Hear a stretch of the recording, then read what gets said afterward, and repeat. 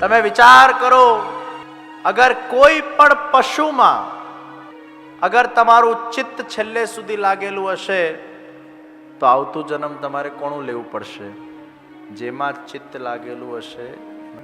અને હું ઘણીવાર મારા કથા પ્રવચનોમાં કહું છું કે જે લોકો કૂતરા પાડે છે, આ ભરતજીના ચરિત્રમાંથી શીખવા જેવું છે. If you get attached in dogs and then if you think about those dogs all the time, even the dogs is taking place in your computers, in your iPads, in your mobile screensavers, and everywhere you see that dog and dog, and in that dog's chintan if you die, then 100% guaranteed you are going to become a dog in next birth.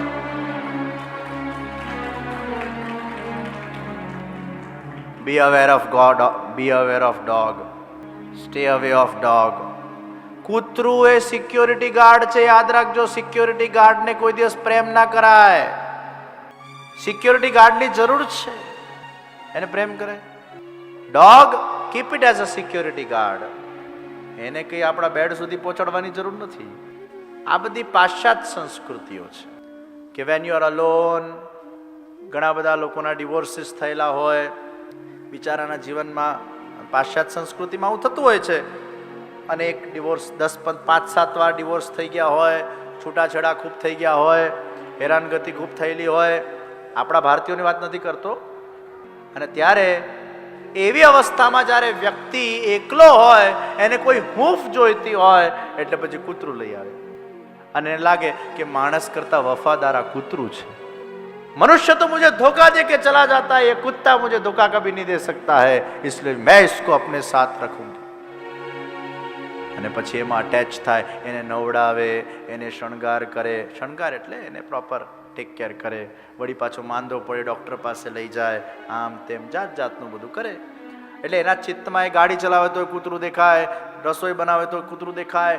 એનું આખું life ડોગના આજુબાજુ ફરતી થઈ જાય. એના લાઈફનો agenda dog બની જાય. અને આ રીતે એ ડોગમય જીવન એનું થઈ જાય, રાધર દેન ગોડમય જીવન. અને એટલે જ આપણા ત્યાં તો કૂતરા બિલાડાની વાત તો પછી, મનુષ્યમાં પણ અટેચમેન્ટ છેલ્લા સમયે ન હોવું જોઈએ ત્યાં સુધીની જ્યારે વાત કહી દીધી હોય તો કૂતરા બિલાડાનો પ્રશ્ન જ નથી આવતો. અને એટલે જ આપણે ત્યાં કહેવાય છે કે દાદા ત્રીજી કે ચોથી પેઢીએ પાછા આવે. કારણ કે છેલ્લે એટલું બધું અટેચમેન્ટ હોય છે, એટલી બધી વાસનાઓ હોય છે. અને એટલે ત્રીજા કે ચોથા પેઢીએ, પ્રાચીન સમયમાં દાદાનું નામ પાછું રખાતું કે પાછા આવ્યા. ઋષભદેવજીનું ચરિત્ર. અને ઋષભદેવજીએ બહુ સુંદર સુંદર જે વાતો કરી, એમાંનું એક રત્ન અહીંયા જે પ્રસ્તુત કરવામાં આવશે, બહુ સુંદર વાત કરી. અને આ રત્નોને અગર આપણે પચાવતા શીખી જઈએ, ધારણ કરતા શીખી જઈએ, આપણું જીવન ધન્ય બની જશે. આ ચરિત્રોમાંથી રત્નો કાઢવાના છે. આ તો મોટા સાગરો છે, એમાંથી રત્ન કાઢી. અને ઋષભદેવજીએ પોતાના ઉપદેશમાંથી એક બહુ સુંદર રત્ન આપણને આપ્યું. ગુરુર ન સ્યાત સ્વજનો ન સસ્યાત, પિતા ન સસ્યાત જનની ન સાસ્યાત, દૈવમ ન તત્સ્યાન પતિશ્ચ સસ્યાન, मोचयेद्यः समुपेत मृत्युम.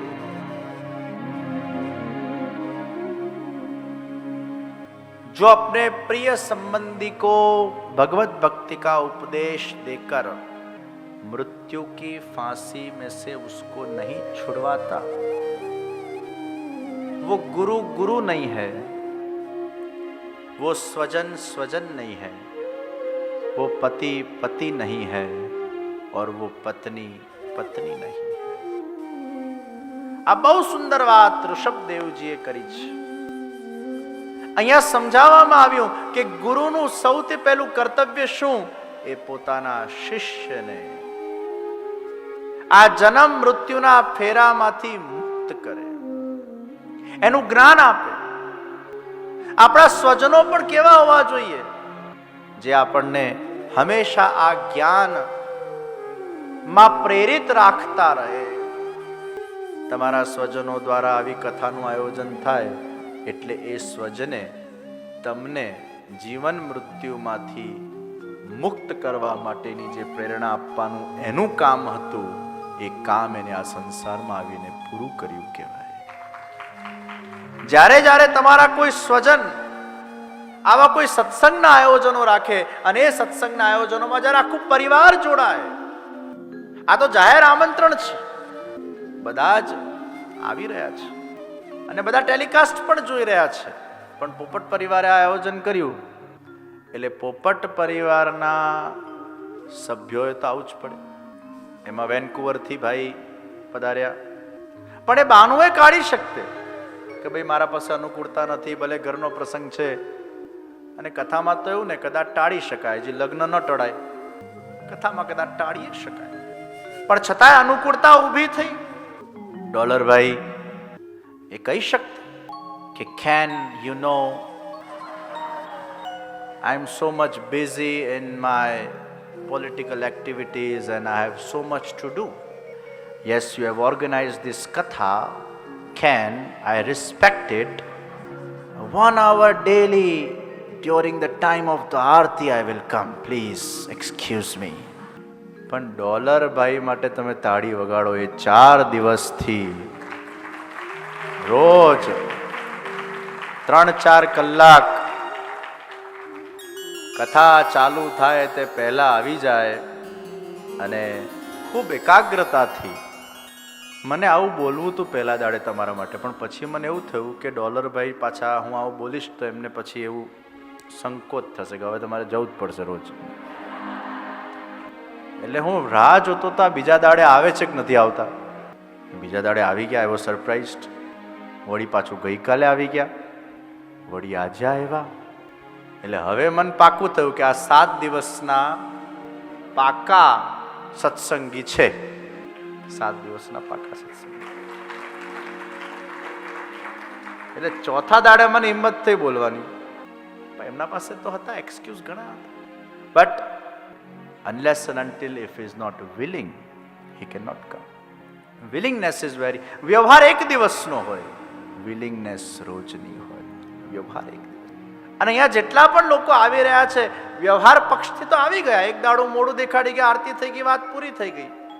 પણ જેટલા આવી રહ્યા છે પ્રદીપભાઈ ધામેચા સહિત રોજ આવે છે, હવે એ વ્યવહાર પક્ષ નથી આવતા, એ વિલિંગનેસ થી આવી રહ્યા છે. અને આ વિલિંગનેસ એ ભગવાનના કૃપારૂપી વિલ વગર એ ઊભી ન થઈ શકે. ભાઈ બહુ મોટી વાત છે. તો સ્વજનો જ્યારે કથામાં જોડાતા હોય, સ્વાભાવિક છે કે એમના કોઈ સ્વજને જ્યારે આયોજન કર્યું હોય તો એમને થોડુંક વધારે એવું લાગે કે ના આમાં તો આપણે જો. સ્વજનો જ્યારે આ સત્સંગ આપવાનું કામ કરે છે, બહુ મોટું કામ છે. રેખાબેન કંતેશભાઈએ આજે ભાવ અભિવ્યક્ત કર્યો, એનાથી કેટલા લોકોને. અને આ સાચું કાર્ય છે. પોતાના સ્વજન, આત્મીયજન અને સમાજને સદવિચાર આપવાનું એક શ્રેષ્ઠ અનુષ્ઠાન એ આ શ્રીમદ ભાગવતનું અનુષ્ઠાન છે.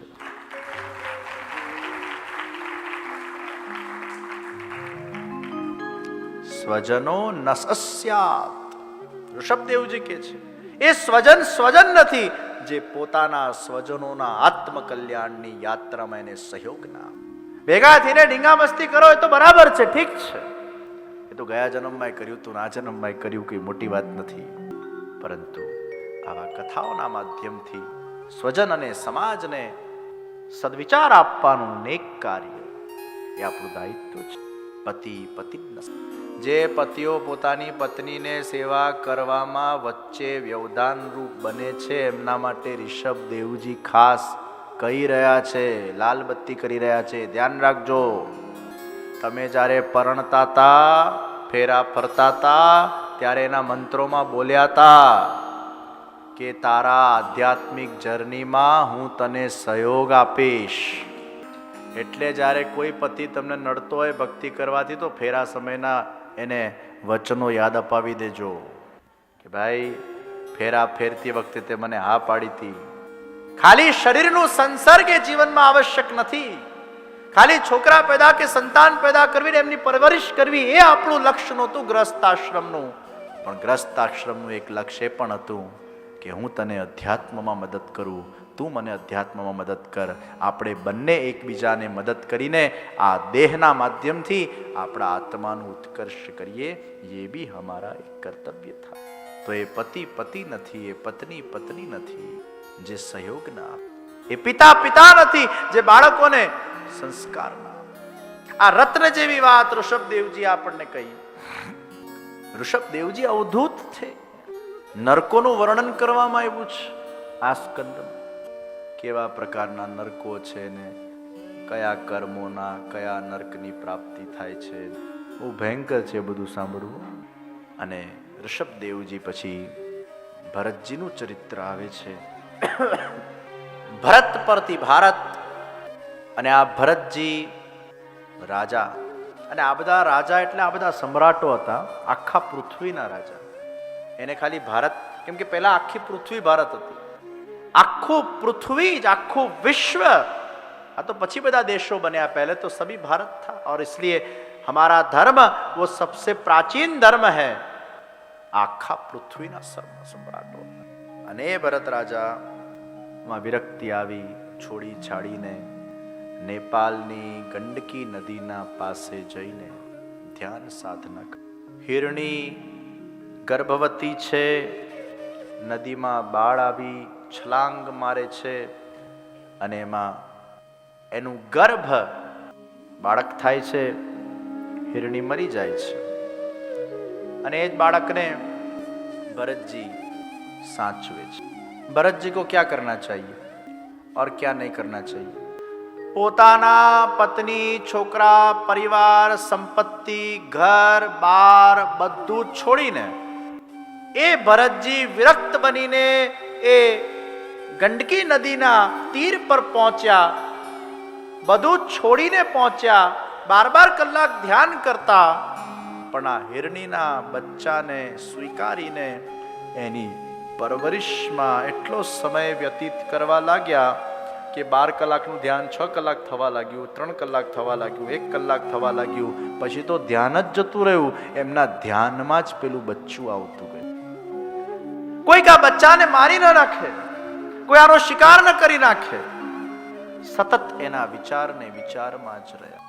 આ ચરિત્ર આપણને બધાને ખબર છે, પણ આમાંથી કંઈક પામવાનું છે. આ ચરિત્ર આપણને કેમ સંભળાવવામાં આવે છે? એમાંથી કંઈક જ્ઞાન પ્રાપ્ત થાય છે.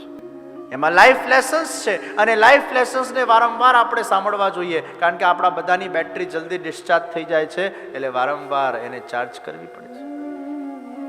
ઇલેક્ટ્રિસિટી છે, પણ સ્વિચ ઓન કરો ને તો જ લાઈટ થાય. એમ આપણા બધામાં જ્ઞાન તો પડેલું હોય છે, ક્યાંક ને ક્યાંક સાંભળેલું કોઈક ને કોઈક જગ્યાએ એને સ્વિચ ઓન કરવું પડે કથાના માધ્યમથી, ત્યારે પાછું એનલાઇટમેન્ટ આવે. આ ચરિત્ર ખબર છે? નહીં તો કેટલી ભાગવત સપ્તાહ થઈને, કેટલી રામાયણ થઈને, કેટલી વાર આપણે ચરિત્રો સાંભળ્યા. પણ ઘણીવાર એવું બનતું હોય છે, કોઈક કથાના અંદર કોઈક ચરિત્ર એ આપણને સ્પર્શી જતું હોય છે. મેં જેમ કીધું, કોઈક વાર કોઈક ચરિત્ર મનને, કોઈક બુદ્ધિને, કોઈ હૃદયને, કોઈ આત્માને સ્પર્શી જાય. અને જે વખતે તમારા આત્મામાં સ્પર્શી જશે, યાદ રાખજો, એ જ દિવસે તમારા જીવનમાં કંઈક પરિવર્તન આવવાનું ચાલુ થઈ જાય.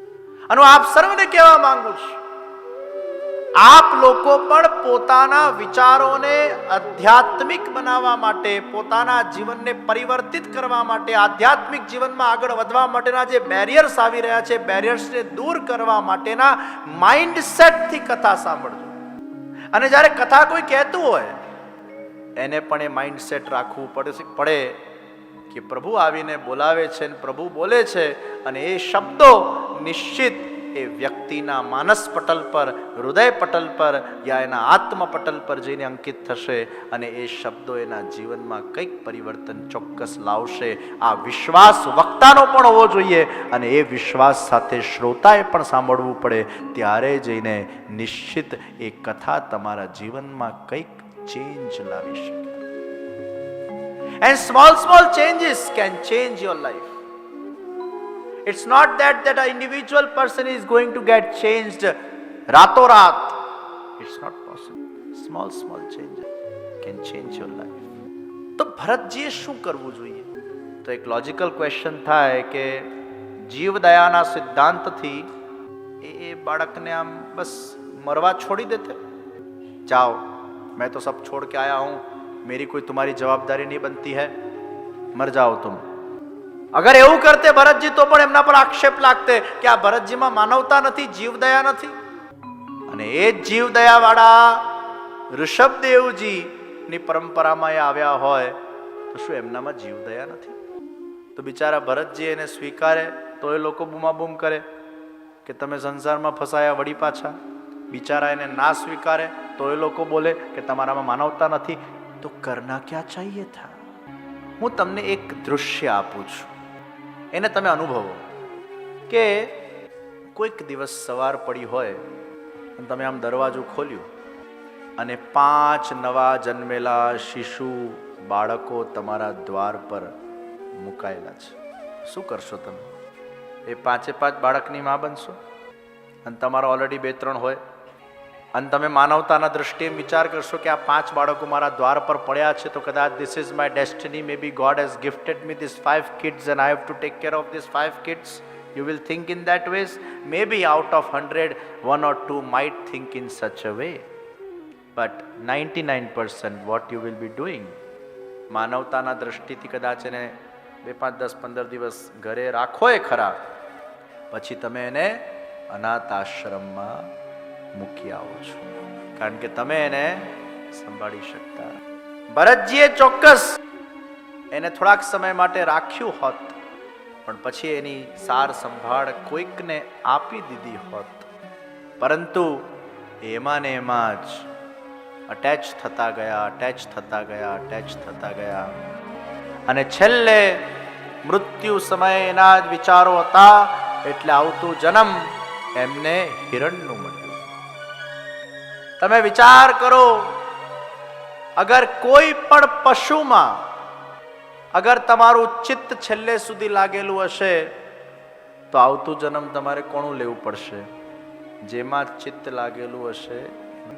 અને હું ઘણીવાર મારા કથા પ્રવચનોમાં કહું છું કે જે લોકો કૂતરા પાડે છે, આ ભરતજીના ચરિત્રમાંથી શીખવા જેવું છે. If you get attached in dogs and then if you think about those dogs all the time, even the dogs is taking place in your computers, in your iPads, in your mobile screensavers, and everywhere you see that dog, and in that dog's chintan if you die, then 100% guaranteed you are going to become a dog in next birth.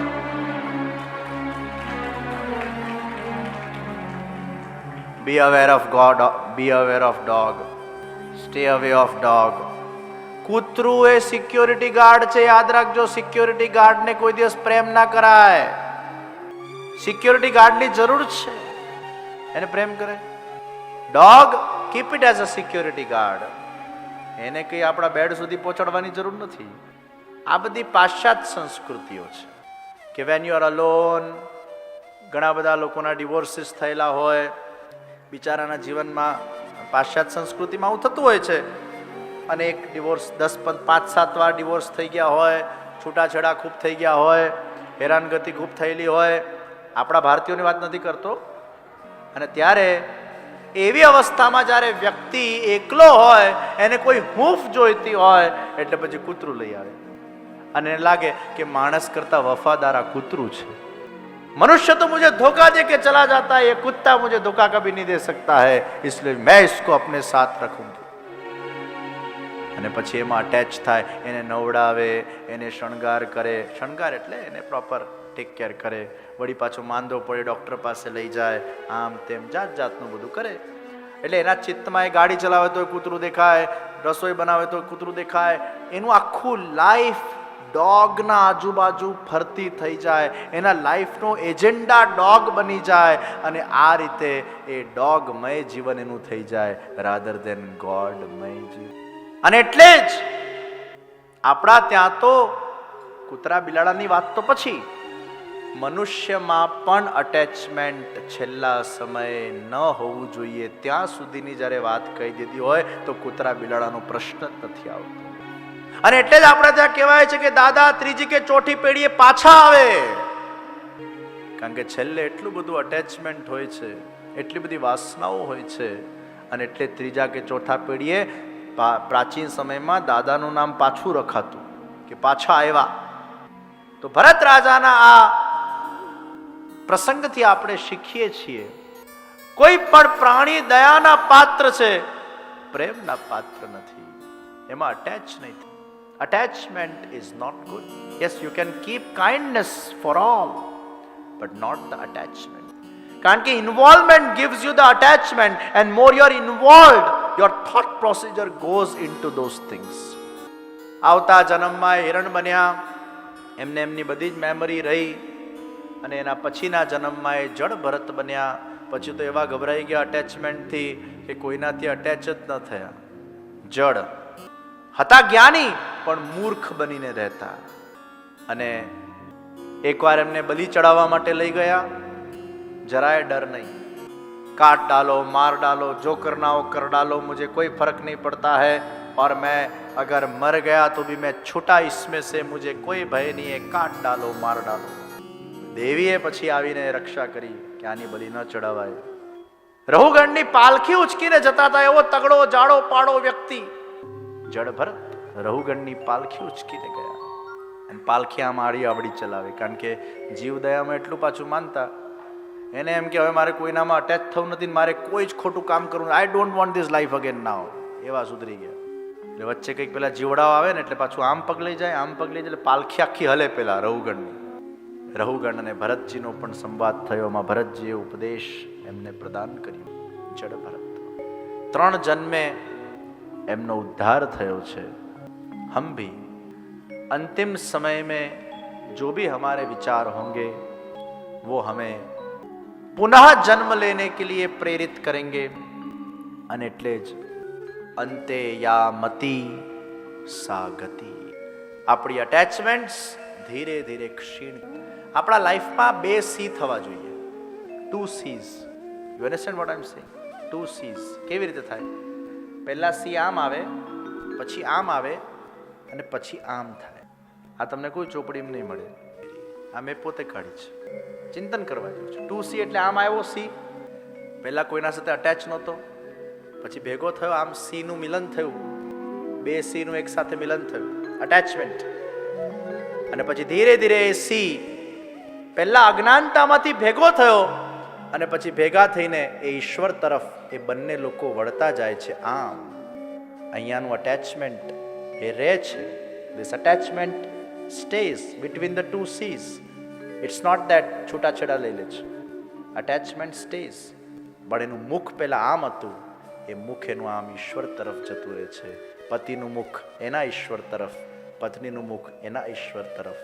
અને એમ 2 C આમ કરીને સંસારમાં રહીને છતાં ઈશ્વરના સન્મુખ થઈ જાય અને પોતાનું આત્મકલ્યાણ કરી શકે. This is a 2 C theory. એટલે જેટલા 60 વર્ષ પાર થઈ ગયા છે ને, એમનો સમય હવે આમ થઈ ગયો છે. આને આ પકડી રાખવાનો છે. પછી એ વાસનાત્મક પ્રેમ ન હોવો જોઈએ, એ ઉપાસનાત્મક પ્રેમ થઈ જવું જોઈએ. અને એ ઉપાસનાત્મક પ્રેમ જ એ 2 C થિયરી. પછી વાસના ન રહે. પછી એ શરીર ને શરીર વચ્ચેનો વિષય ન રહે, એ આત્મા ને આત્મા વચ્ચેનો વિષય થઈ જાય. અને એ બંને આત્માઓ એ પોતાના દેહ દ્વારા એ પ્રભુનું નામ સંકીર્તન સેવનના માધ્યમથી પોતાનું કલ્યાણ કરે છે. અને આ જ વાત શાસ્ત્રોમાંથી આપણે સમજીએ. So being attached but still detached, that is the beauty of bhakti. Although you are being attached in the sansar, still you are getting detached from the mind. It is very difficult, but it is possible when there is an attachment of God. If there is no attachment of God, there will be no sea. એટલે પછી આ ઉખડશે ને ત્યારે બહુ દુઃખ થશે. એના કરતાં પહેલાથી થોડુંક ઉખડી ગયું હોય ને, એટલે પછી આટલું જ પેલું ઉખડતા વાર ના લાગે. તમે બેન્ડેડ લગાડો ને, એમાં જો આટલી ઉખડી ગયું હોય ને પછી આટલું ખેંચતા વાર ના લાગે. આખી ઉખેડવાની હોય તો પછી તકલીફ થાય. એટલે 2 C થિયરીમાં 80% તો ઉખડી જ જાય છે જીવતા જ. અને એ ભરતજીના ચરિત્રથી આ થિયરી શીખવા જેવી છે. 2 C થિયરી. पंचम स्कंद को विराम देते हुए आइए हम षष्ठम स्कंद के अंदर प्रवेश करें।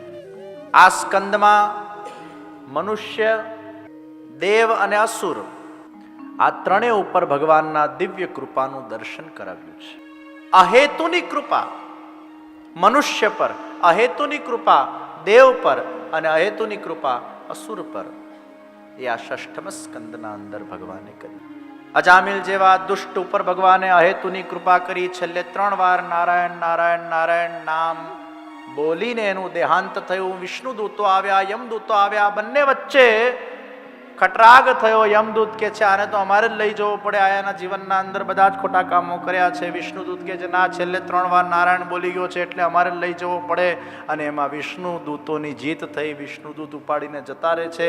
યમદૂતો યમરાજ પાસે જાય છે. અમને લાગ્યું તમે જ આ મૃત્યુના સ્વામી છો, અમને ખબર નથી કે તમારા ઉપર બીજા પણ કોઈક છે. યમરાજ કે છે અરે વિષ્ણુ તો મેરે ભી સ્વામી હૈ, હમ તો ઉનકે દાસ હૈ. વિષ્ણુ દૂત આવી જાય પછી તારે દખલ અંદાજી કરવાની જ ના હોય. એ હાઈ કમાન્ડનો ઓર્ડર આવી ગયો હોય પછી આપણે વચ્ચે માથું મરાય જ નહીં ભાઈ. वो विष्णु दूत उनको लेके चला गया. 3 बार नारायण नारायण नारायण. મને એમ થાય દીકરાનું નામ નારાયણ હશે તો નારાયણ યાદ આવશે ને ભાઈ. છેલ્લા ટાઈમ ચિંકી પિંકી ડિંકી રાખ્યું છે થોડું યાદ આવશે. તો દીકરા દીકરીના નામ આપણે કંઈક આવા સારા રાખ્યા હશે તો આપણને કંઈક. એક 90 વર્ષના મને માજી મળ્યા. મેં કીધું માજી નામ શું? મને કે ટેણી. મેં કીધું ટેણીના ટેણી જ રહ્યા છે. આપણા જૂના જમાનામાં બધા નામો બહુ સરસ સરસ જુદા જુદા રાખતા બધા, ઠીક.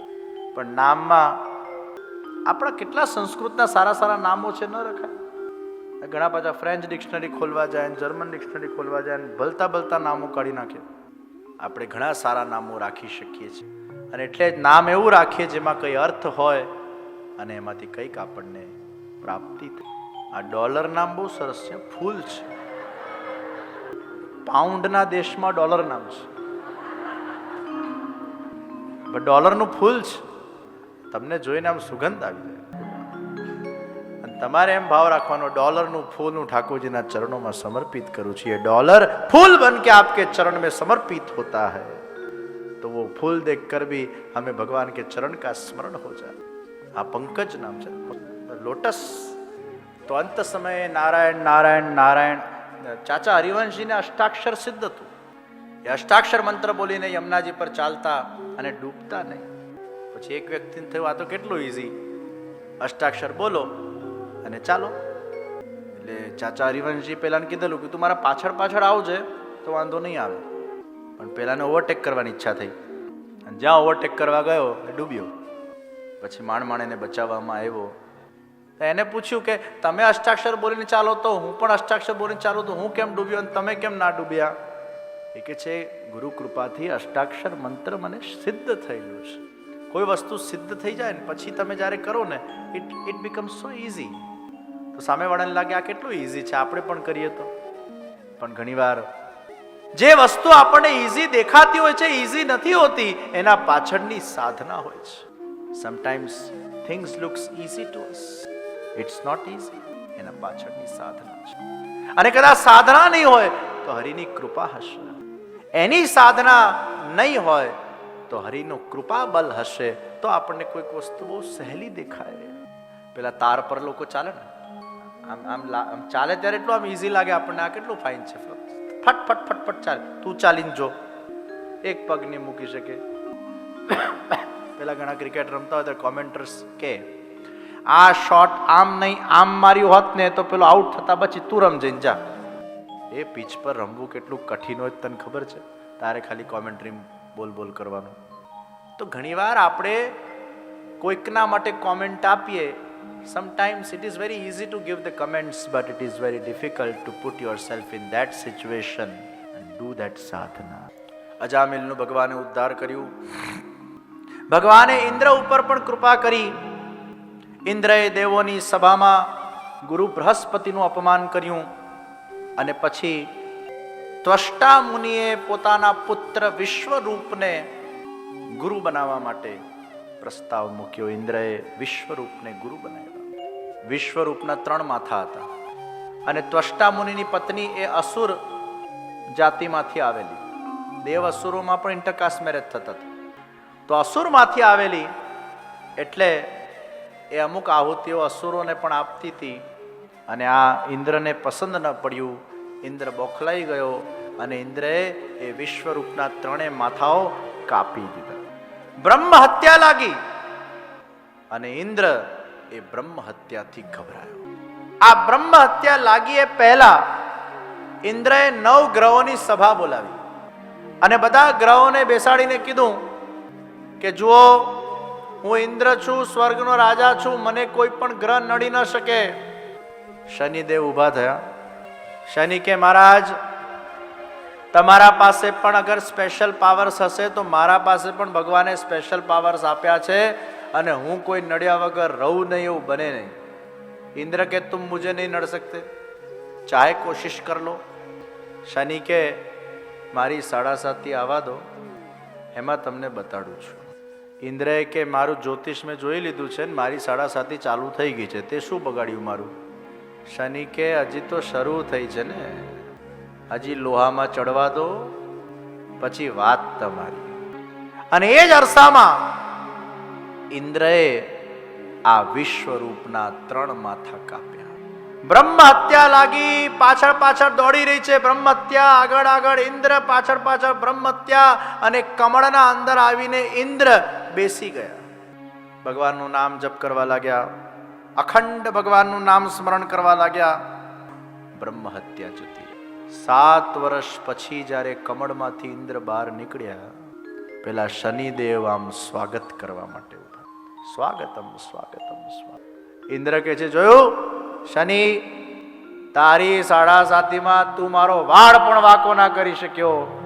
શનિદેવ કે છે, મહારાજ 7 વર્ષ મેં તમને સ્વર્ગનું સિંહાસન છોડાવ્યું, એ જ મારા મહાદશાનો પ્રતાપ હતો.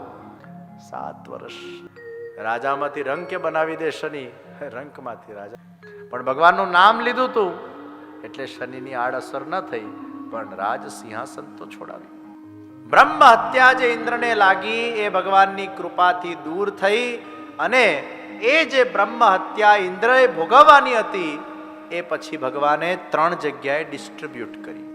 અને એટલે જ કર્યું ઇન્દ્રએ, ભોગવ્યું સ્ત્રીઓએ. 4 દિવસ એ ઇન્દ્રના બ્રહ્મ હત્યાનું ભોગવવાનું સ્ત્રીઓએ આવ્યું, વૃક્ષોએ આવ્યું, અને જલમાં જે લીલ પડે છે એ જલને ભોગવવાનું આવ્યું. આ 3 જગ્યાએ બ્રહ્મ હત્યા.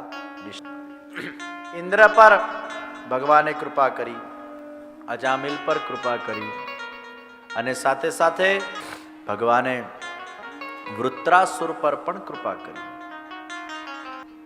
ત્વષ્ટા મુનિ ના પુત્રની હત્યા કર્યા પછી ઇન્દ્રને બ્રહ્મ હત્યાથી તો છુટકારો મળી ગયો, પણ ત્વષ્ટા મુનિએ યજ્ઞ કરીને એક મહાકાય અસુરને પેદા કર્યો અને અસુરનું નામ વૃત્રાસુર છે.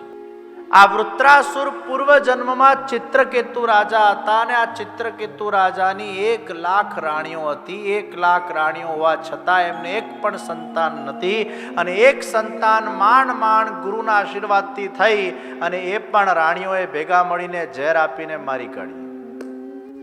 1,00,000 રાણીઓ હોવા છતાં સંતાન નહીં, અને માંડ એક સંતાન થઈ, એને પણ આ રાણીઓએ અંદર અંદર દ્વેષથી મારી કાઢી. વિચાર કરો એ ચિત્રકેતુની શું હાલત થઈ. નારદજીએ એ પ્રેતને બોલાવ્યા, બાળકના પ્રેતને બોલાવ્યું અને બોલાવીને આના સાથે સંવાદ કરાવડાવ્યું. પેલો પ્રેત કે છે કે મારે તમારા સાથે કોઈ લેવા દેવા નથી, હું તો સુખી છું, હું તો છૂટ્યો આ માયા ઝાડમાંથી. પેલા પિતાને થયું જ્યારે મારા બાળકને કોઈ લેવા દેવા નથી તો એના પાછળ હું શા માટે શોક કરું. સંકર્ષણ વિદ્યાનું દાન કર્યું નારદજીએ, અને સંકર્ષણનું એમને અનુષ્ઠાન કર્યું, એમનું ચિત્ત એમને ભગવાનમાં લગાડ્યું, બધું છોડીને. શ્રીમદ ભાગવતજીના અંદર ઠેર ઠેર તમે સાંભળશો આ ચરિત્રોને. મોટા મોટા સમ્રાટો અનેક પ્રકારના ભોગને ભોગવ્યા પછી જ્યારે એમને જ્ઞાન થાય છે ત્યારે છેલ્લે બધું જ છોડી દે છે. આટલી બધી રાણીઓ, આટલી બધી સંપત્તિ, આટલા બધા ભોગના સાધનો, અંતે રિયલાઇઝ થયું